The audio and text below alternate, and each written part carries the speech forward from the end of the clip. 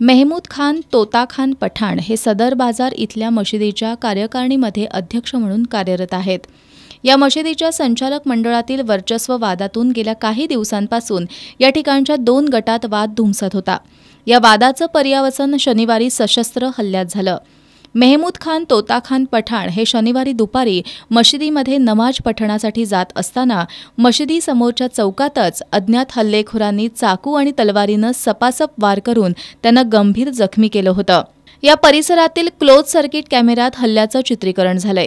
या प्रकरणी जखमी मेहमूद खान पठाण यांचे बंधू यासिर पठाण यांनी दिलेल्या फिर्यादीवरून अझर फकीर, आरिफ शेख आणि यासिर अत्तार या 3 संशयितांसह अन्य 5 जणांवर शाहूपुरी पोलिसात गुन्हा दाखल करण्यात आला होता.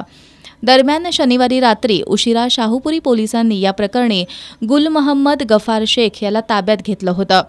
आज या हल्ल्यातील मुख्य संशयित अझर फकीर याला अटक करण्यात आली आहे.